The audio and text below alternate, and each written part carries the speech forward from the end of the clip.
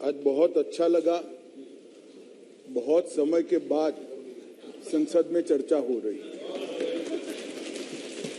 चाहे किसी भी कारण से हो, चाहे जो भी मजबूरी हो, मगर जिस कारण के लिए, जिस काम के लिए संसद बना है, आज उसके मकसद को पूरा होते हुए देख रहे हैं। माननीय अध्यक्ष जी, आज जो बिल लेकर मैं सदन के सामने उपस्थित हुआ हूं, अधीर रंजन चौधरी से लेकर सुशील कुमार रिंकू तक 26 सांसदों ने इसमें हिस्सा लिया है। किसने पक्ष में बात करी, किसी ने विपक्ष में बात करी, किसी ने पार्टी लाइन पर बात करी, किसी ने अपने मन की बात करी, परंतु आज चर्चा हुई, इसका मुझे आनंद है। मेरा एक छोटा सा सवाल है ये विपक्ष के सारे मित्रों को कि संसद ने अब तक इस बैठक के अंदर, ये सत्र जब से शुरू हुआ तब तक 9 बिल पास कर लिए। सारे बिल अपनी अपनी जगह बहुत महत्वपूर्ण थे। माननीय अध्यक्ष, हर क्षेत्र के महत्वपूर्ण बिल थे। उसमें इन्होंने कहा पीएम आकर जवाब दे, पीएम आएंगे तभी संसद चलने लगे। आज क्या हो गया है? आज इस बिल में मैं तो स्वागत करता हूं, आपने चर्चा की, मुझे कोई आपत्ति नहीं है, मैं तो चाहता हूं हर रोज ही आ जाइए, परंतु आज क्या हुआ है? क्या डेमोक्रेसी की चिंता है? तो डेमोक्रेसी की चिंता है तो हर एक बिल महत्वपूर्ण है, हर एक बिल महत्वपूर्ण है। क्या देश की चिंता है तो किसानों के लिए भी बिल आया, बाकी सारे विषय के लिए भी बिल आए, मगर कोई नहीं आया। साहब, ना डेमोक्रेसी की चिंता है, ना देश की चिंता है, ना जनता की चिंता है। अपने गठबंधन को बचाने के लिए सारे लोग यहाँ आए। और आज मुझे कह रहे थे कि भारत आपको देख रहा है। मैं बता रहा हूं कि भारत देख भी रहा है, देखना भी चाहिए। आपके दोहरे चरित्र को भारत देख रहा है। आपके लिए जनता के बिल महत्वपूर्ण नहीं है। हमारे गठबंधन से एक छोटी सी सुपारी जितनी पार्टी भागकर न चली जाए, इसका बहुत बड़ा महत्व है। आपकी प्रायोरिटी बड़ी स्पष्ट हो गई भाई, बहुत स्पष्ट आप लोगों ने ही कर दी। मैं तो कुछ बोला नहीं, चुपचाप सुनता रहा, सबको पढ़ा और सब बड़ी बड़ी दुहाइयां दे रहे थे। अरे भले आदमी, कोई तो सच बोल देता कि हम इसलिए आए हैं कि केजरीवाल जी हमारे गठबंधन से भाग न जाए। माननीय अध्यक्ष जी, खैर उनका जो कारण हो, मणिपुर उनका एब्सेंट रहने का कारण नहीं है। मैंने पहले दिन से यहां कहा है, जितनी लंबी चर्चा करनी हो मणिपुर पर सरकार चर्चा करने के लिए तैयार, हर चीज का जवाब दिया जाएगा और मैं दूंगा जवाब, मैं दूंगा जवाब। माननीय अध्यक्ष जी, उनको प्रॉब्लम एक ही है कि जनता के मन में भ्रांति खड़ी कर दी जाए। मैं उनको बताता हूं कि जनता है जो सब जानती है, कभी भ्रांति खड़ी नहीं होती है। आज आपने अपने आप को यहां पर एक्सपोज कर दिया है। माननीय अध्यक्ष जी, पूरी चर्चा को मैंने सुना, प्रेमचंद्रन जी से लेकर सारे लोग जो विषय पर बोले, मैंने ध्यान पूर्वक नोट भी पढ़े हैं, सुना भी है।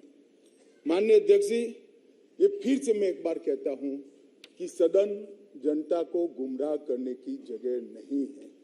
सारे लोग राज्य के अधिकार, राज्य के अधिकार, राज्य के अधिकार कह रहे हैं। कौन से राज्य के? कौन से राज्य के? दिल्ली राज्य ही नहीं है, ये तो संघ प्रदेश है और संघ प्रदेश में भी राजधानी क्षेत्र है जो एक विशेष आर्टिकल के तहत बनाया गया। अनुच्छेद 239 से 242 तक दिल्ली के कामकाज करने के तरीके को संविधान ने स्वीकार किया। हम तो संविधान संशोधन लेकर नहीं लाए थे, आप ही आए थे। 69वां संविधान संशोधन आप लेकर आए थे, आपने ही अधिकार नहीं दिए थे। अधिकार उसके तहत अनुच्छेद 239 A 3B के तहत संसद को दिल्ली संघ राज्य क्षेत्र या उसके किसी भी भाग के लिए, उसके संबंधित किसी भी विषय के लिए कानून बनाने का पूर्ण अधिकार है। मैं फिर भी आज मैं समझता हूं कि आप लोग समझकर ही बोले होंगे, समझते हैं, मगर पॉलिटिकली बोले होंगे, मगर मैं ऐसा समझकर बोलता हूं कि आप नहीं समझे होंगे। तो राज्य और केंद्र शासित प्रदेश और राजधानी क्षेत्र, ये संविधान में अलग अलग एंटिटी है। अब राज्य की दुहाई, अभी किसी सदस्य ने कहा कल को आप किसी भी राज्य से, भाई नहीं हो सकता। राज्य के काम में दखल नहीं हो सकती। यहां दखल इसलिए कर सकती है संसद क्योंकि 239A3B के अंदर इस संसद को आपकी पार्टी जब सत्ता में थी तब अधिकार दिया हुआ है। और अभी किसी को लगता है मेरे अधिकार कम है तो चुनाव लड़ने से पहले आर्टिकल 239A3B पढ़ना चाहिए था। अब पढ़े नहीं, लड़ लिए और कहते मेरे अधिकार कम है। मैं देश की जनता को, दिल्ली की जनता को, सारे विपक्षी दलों को इतना ही कहना चाहता हूं, साहब 1993 में राज्य बना, 93 से 15 तक इसी नियमों के अनुसार उस वक्त भी सर्विस केंद्र सरकार के हाथ में ही थी। सुप्रीम कोर्ट ने एक इंटरप्रिटेशन किया और इंटरप्रिटेशन कर ये भी कहा कि अगर आपको सर्विस हाथ में लेनी है तो कानून बनाना पड़ेगा, जो अभी हम कर रहे हैं।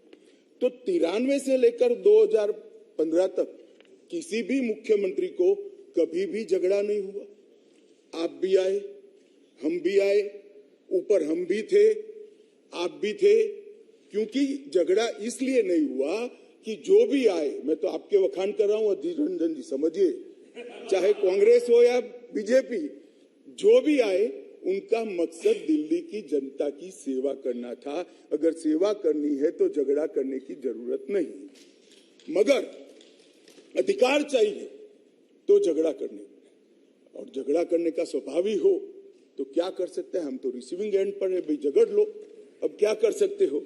आप दिल्ली की जनता ने आपको चुना है, आप झगड़ा करना चाहते हो। और रूल्स बनाने के पावर के बारे में किसी सदस्य ने कहा, मैं इतना ही कहना चाहता हूं कि रूल्स बनाने के अधिकार, जो एक्ट बनाने का जिसके पास अधिकार है उसी के पास रूल्स बनाने के अधिकार रहते हैं।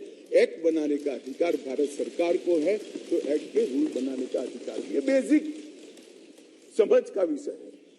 कैबिनेट नोट का सवाल किया, इसमें भी आप इसको गलत भ्रांति खड़ी कर रहे हो।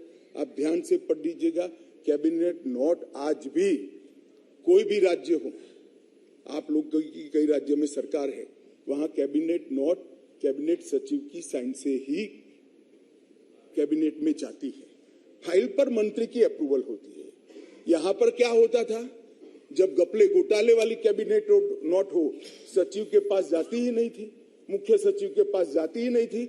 मंत्री के सिग्नेचर से पहली बार मैंने इतने लंबे सार्वजनिक जीवन में, माननीय अध्यक्ष जी, कोई कैबिनेट नोट गई है ऐसा सुना है। मंत्री के सिग्नेचर से कभी नहीं जाती, इसलिए रूल्स बनाने पड़े हैं भाई। रूल्स इसलिए बनाने पड़े हैं कि रूल्स के हिसाब से नहीं चलता था, रूल्स के हिसाब से चले, उसके लिए ये रूल्स बनाने पड़े हैं। माननीय अध्यक्ष जी, मैं फिर से एक बार दिल्ली का इतिहास जरूर बताना चाहूंगा। माननीय अध्यक्ष जी, 1953 में फजल अली कमीशन का गठन हुआ। उसने अपना प्रतिवेदन 1955 में दिया।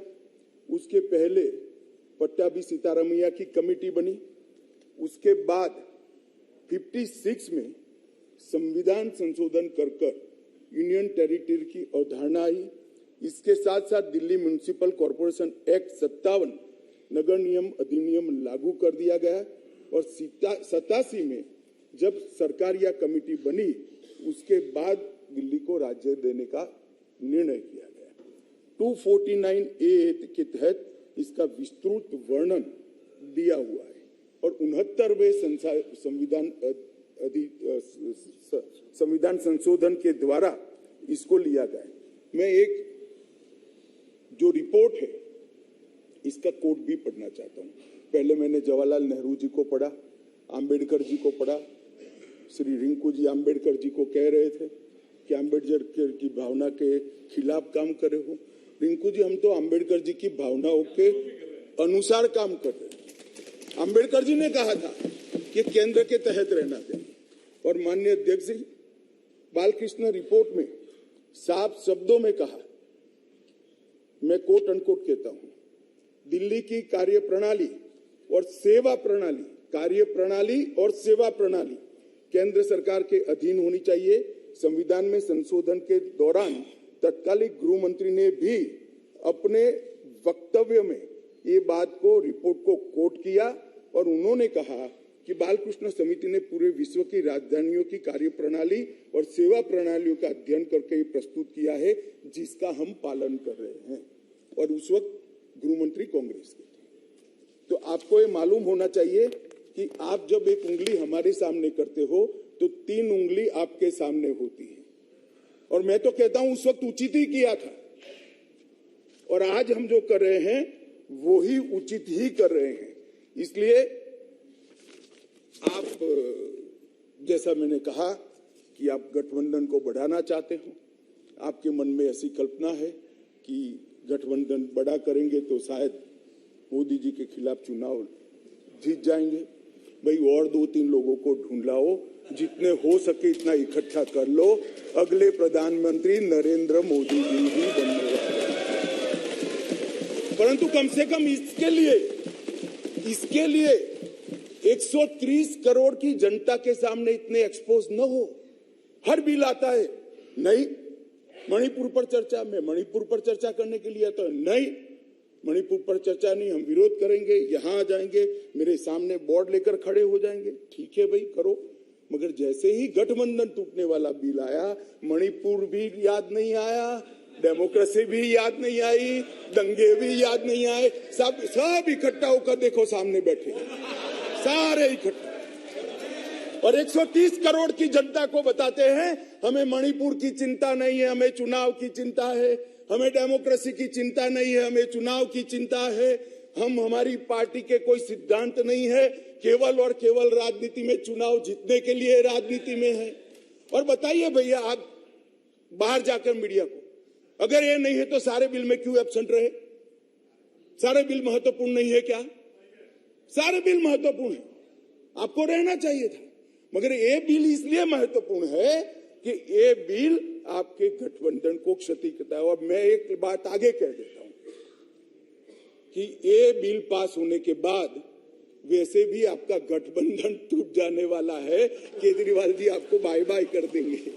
माननीय अध्यक्ष जी, एक बात आई कि वे अध्यादेश क्यों लेकर आए। मैं बताना चाहता हूं कि 11/5/2023 को संविधान पीठ ने एक फैसला दिया।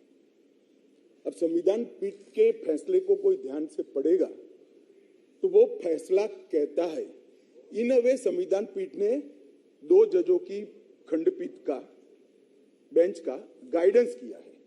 फाइनल निर्णय 2 जज की बेंच ने करना है।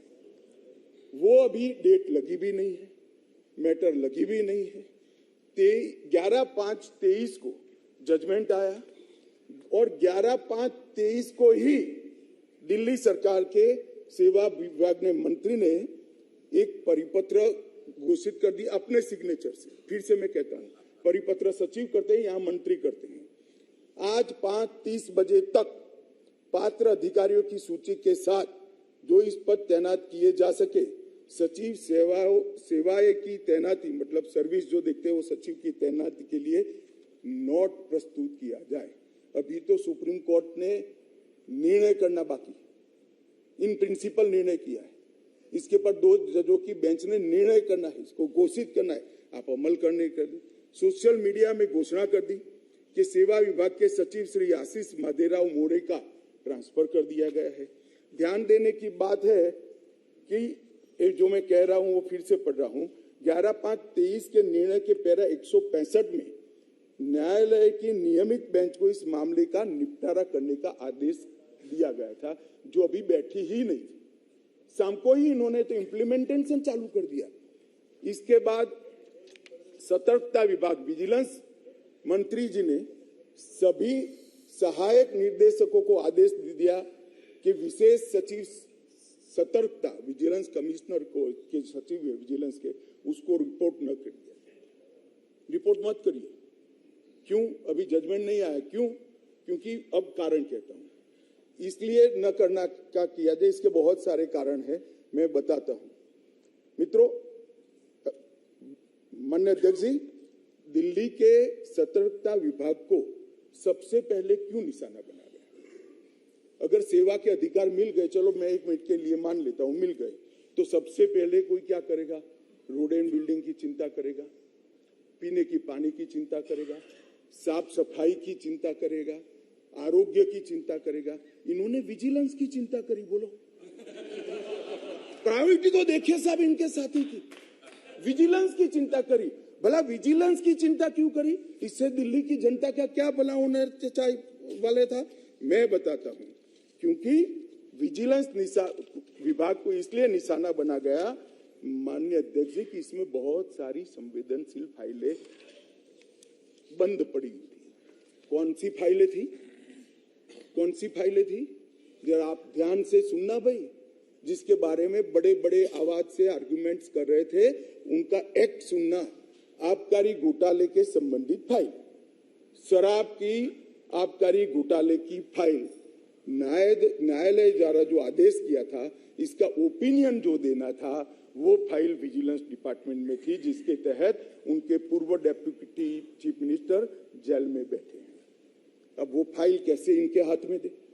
मुख्यमंत्री के नए बंगले के निर्माण पर अवैध रूप से हुए खर्चे के संबंधित फाइल, जिसमें स्वयं मुख्यमंत्री फंसते, शीश महल की फाइल, दिल्ली सरकार द्वारा उनकी पॉलिटिकल पार्टी ने उसके प्रचार के लिए, सरकार के नहीं, पार्टी के प्रचार के लिए 90 करोड़ रुपया खर्च कर दिया। कोर्ट ने ऑर्डर किया कि वो 90 करोड़ रुपया पार्टी के खजाने से दिल्ली सरकार में भरा जाए। इसकी जांच की फाइल भी सतर्कता विभाग में थी। माननीय अध्यक्ष जी, एक फीडबैक यूनिट बना दिया। अब आप संविधान की दुहाई दे रहे हो, ये एक्ट सुधारने के पहले भी लॉ एंड ऑर्डर इनके पास नहीं है, तो उनके पास खुफिया विभाग नहीं हो सकता। उन्होंने फीडबैक यूनिट के नाम से करोड़ों रुपए का खर्च कर एक स्वतंत्र गैर कानूनी खुफिया विभाग खड़ा कर दिया। अब इसकी भी जांच चालू हो गई। वो फाइल भी विजिलेंस में थी। BSES जो बिजली सप्लाई करने वाली कंपनी है और BYPL कंपनियों का 21,000 करोड़ का बकाया था, फिर भी एक इंडस्ट्री को और रुपया दे दिया। उनको 21,000 करोड़ लेना है, वो साइड में रहा और दूसरा पेमेंट कर दिया। इसका भी विजिलेंस में इंक्वायरी चल रहा है। अब ये सारी फाइलों के लिए माननीय अध्यक्ष जी, सतर्कता विभाग को निशाना बना दिया। और ये हमारे दल, मैं तो नहीं मानते सारे दल इसका समर्थन करते होंगे ऐसे काम के, मगर गठबंधन की एक मजबूरी है, इसलिए सारे दल ये सतर्कता विभाग के साथ, आज आप पार्टी के साथ जुड़ गए। माननीय अध्यक्ष जी, माननीय अध्यक्ष जी, एक कहा कि भाई सत्र बुलाने। माननीय अध्यक्ष जी, सभी दलों की कहीं ना कहीं पार्टियां रही। मैं इनको ये कहना चाहता हूं कि आपने असेंबली, एक भी असेंबली ऐसी दिखी है जिसका सत्र अवसान ही न हो? माननीय अध्यक्ष जी, सत्र आहूत होता है, आप सत्र अवसान यहाँ करते हो, राष्ट्रपति महोदया साइन करती है, सत्र का अवसान होता है, नए सत्र का फिर से आहूत किया जाए। एक असेंबली देश में ऐसी है, दिल्ली संघ राज्य क्षेत्र की, जिसका सत्र अवसान ही नहीं होता है, चालू ही रहती है। और जब भी पॉलिटिकल भाषण देना है, रिस्पॉन्सिबिलिटी से भागना है, सदन के विशेषाधिकार का उपयोग करना है, किसी को गाली गलौज करना है, तो आधे दिन का सत्र बुलाकर गाली बोलकर फिर से सत्र निलंबित कर देते हैं। सत्र का अवसान ही नहीं होता है। मान्य देखिए, ऐसी कोई सरकार देखी है आपने? मैं इसलिए कह रहा हूं, इनको बताता हूं आप किसका समर्थन कर रहे हो, किस व्यवस्था का समर्थन कर रहे हो माननीय अध्यक्ष जी। और देश की जनता को ये सब मालूम है। और एक कैबिनेट के अधिकारों की बात कर रहे हैं, असेंबली के अधिकारों की बात कर रहे हैं। 2020 में दिल्ली विधानसभा का एक ही सत्र बुलाया गया, बजट सत्र, जिसमें 5 बैठकें हुई। 2 दिन का जो मजबूरी है, बजट पारित कराना है। 21 में भी एक ही सत्र बुलाया गया, बजट सत्र, जिसमें 3 दिन की बैठक करी, चार बैठकें करी। वो बजट सत्र था, मजबूरी है। 2022 में एक ही सत्र बुलाया गया, बजट सत्र, क्योंकि मजबूरी है बजट पारित करना है। और 2023 में भी एक सत्र बुलाया गया है, बजट सत्र। इसके अलावा विधानसभा ही नहीं बुलाई माननीय अध्यक्ष जी। अरे विधानसभा के अधिकारों की हमारे विपक्षी दल के मित्र, कौन से अधिकार भाई? विधानसभा बुलानी है नहीं है? ओवैसी जी आप मुगालते में हैं, आप मुगालते में है, विधानसभा बुलानी ही नहीं है।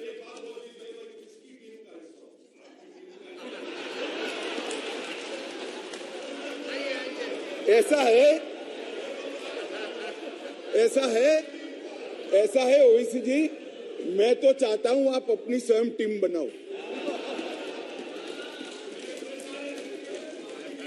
अब वो परेशान है, इसलिए कहता हूं, मैं चाहता हूं आप अपनी स्वयं, आपके मुद्दे सबसे अलग है। माननीय अध्यक्ष जी, मैं अब कैबिनेट बैठक पर आता हूं। 2022 के लिए 2022 में सिर्फ 6 कैबिनेट बैठक बुलाई गई, सिर्फ 6 ही बैठक पूरे साल में। इसमें से 3 बैठक बजट संबंधी थी और 1 बैठक एक कंपनी को फायदा करने के लिए बुलाई गई। तो एक्चुअल में देखे तो 2 बैठक बुलाई गई। माननीय अध्यक्ष जी, 2023 में 2 ही बैठक अब तक बुलाई गई है, दोनों बैठक बजट के लिए। अब ये कैबिनेट की बात कर रहे हैं भैया, कैबिनेट बुलाते नहीं है, वही तकलीफ है दिल्ली की जनता को, तो बुलाते ही नहीं कैबिनेट। हम तो चाहते हैं कैबिनेट बुलाया जाए। अब किसका समर्थन कर रहे हो? गठबंधन करना चाहिए, सबको जोड़ना चाहिए, हम भी चलाते हैं, मगर ऐसे एक भी बिल में चर्चा नहीं करना और इसमें खड़े हो जाना। माननीय अध्यक्ष जी, शॉपिंग फेस्टिवल आयोजित करने के लिए विज्ञापन के नाम पर करोड़ों रुपया खर्च कर दिए। इसमें भी कोर्ट ने स्ट्रिक्चर किया। केग का रिपोर्ट 2 साल से सदन में नहीं रखते हैं, संवैधानिक प्रोविजन है। आप हमें संविधान सिखाते हो, जरा आपके साथी को सिखा दो कि केग के रिपोर्ट को आप छुपा नहीं सकते हो। 2 साल से साहब केग का रिपोर्ट नहीं छुपा, सदन के पटल पर नहीं रखते। बोलो क्या ये संवैधानिक प्रावधान है? माननीय अध्यक्ष जी, RRTS, AIIMS, UER, IIT Delhi, इस जैसी संस्थाओं के 13 परमिशन वहां लंबित है, नहीं देते हैं। उनको डर है कि ये सब होगा है तो मोदी जी बड़े लोकप्रिय हो जाएंगे। मैं इनकी सरकार चलाने का तरीका बताता हूं माननीय अध्यक्ष जी। 5G टेक्नोलॉजी लाने के लिए 2016 के एक अधिनियम बनाए, देश के सारे राज्यों ने, इवन DMK ने भी इसको एक्सेप्ट कर लिया, परंतु दिल्ली नहीं करता है क्योंकि उनको विकास से कोई सरोकार नहीं है। माननीय अध्यक्ष जी,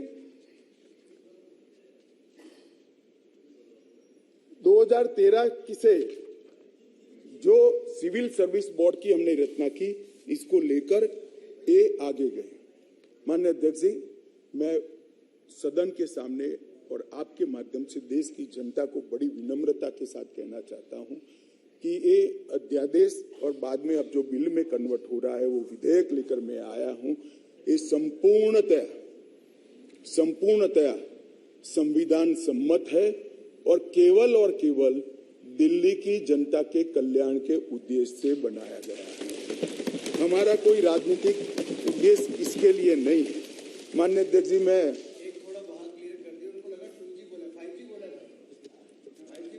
मारन जी पूछ रहे हैं, माननीय अध्यक्ष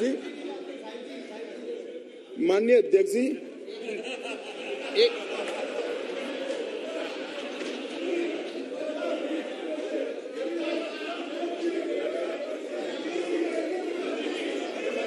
भाई ये भी खड़े हो गए, मैं क्या करूं? ये भी खड़े हो गए। सदन की कार्रवाई इस विषय की समाप्ति तक बढ़ाई जाती है। माननीय गृह मंत्री जी,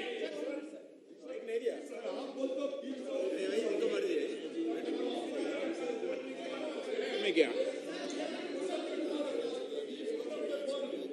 होम मिनिस्टर माननीय, हाँ, क्या बोल रहे थे? 2G 5G पे समझौता बहस नहीं हो रही यहाँ पे। No, sir. Sir, I want to submit, sir, through you, sir. Sir, through you, sir, I want to submit one thing before the House and the Honorable Home Minister and other members of the Parliament in the other side, adversary benches. As far as 2G is concerned. No. No. माननीय गृह मंत्री जी। 2G 3G माननीय 2G 3G में बहस नहीं हो रही। No कुछ नहीं बोला। नो लगाया है। आप क्यों 2G पे नाम पूछ नाराज हो रहे हो? अरे 2G पे नाराज पे इतना नाराज क्यों जाते हो? देखो पुरानी बातों को लेके मत चलो।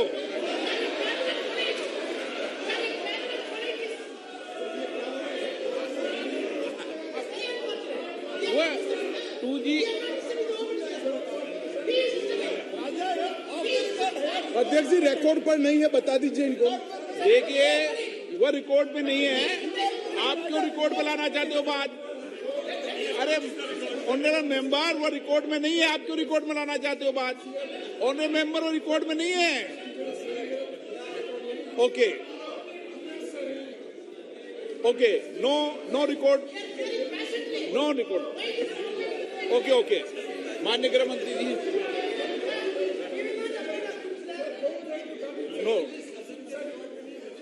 नो रिकॉर्ड मिस्टर बालू। वो रिकॉर्ड में नहीं गया, क्यों रिकॉर्ड में लाना चाहते हो उसको बिना काम में? बिराजिए गृह मंत्री जी। माननीय अध्यक्ष जी,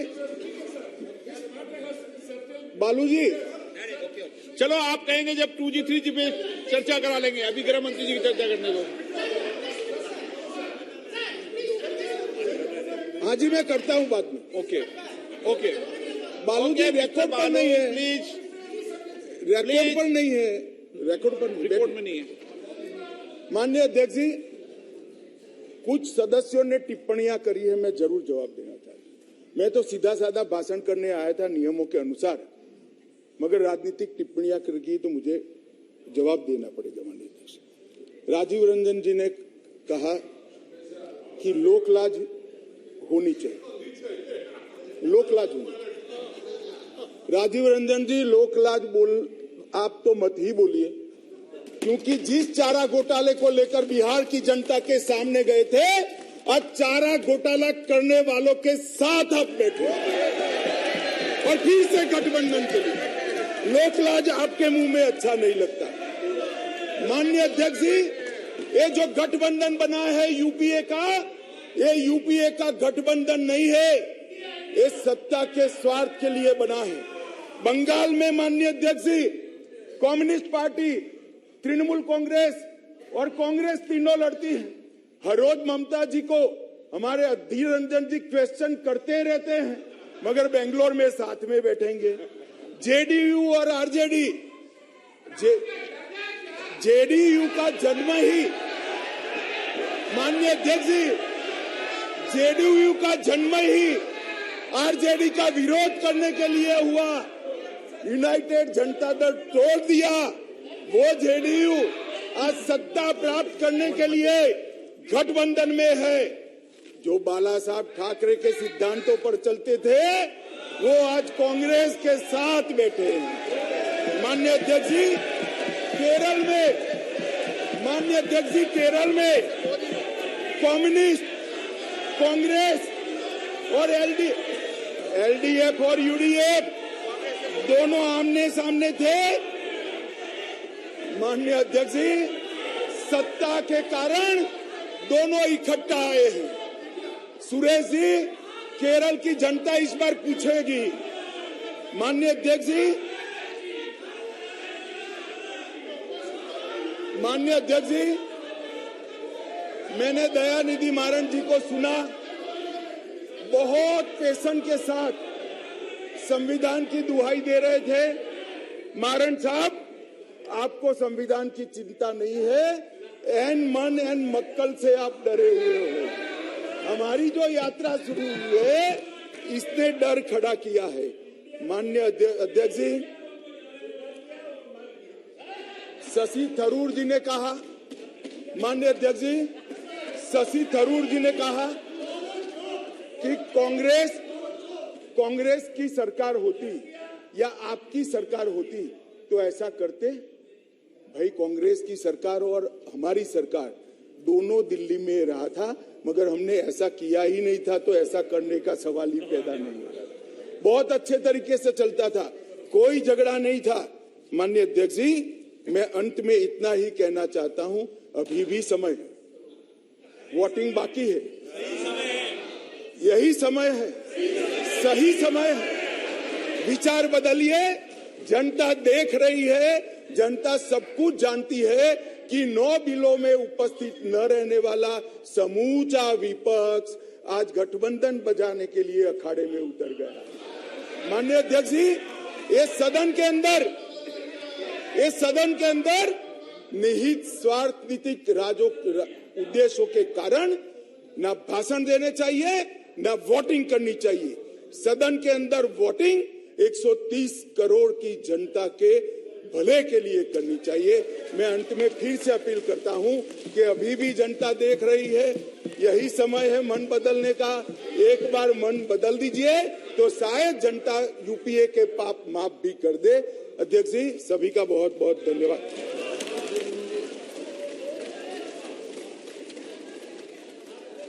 सर,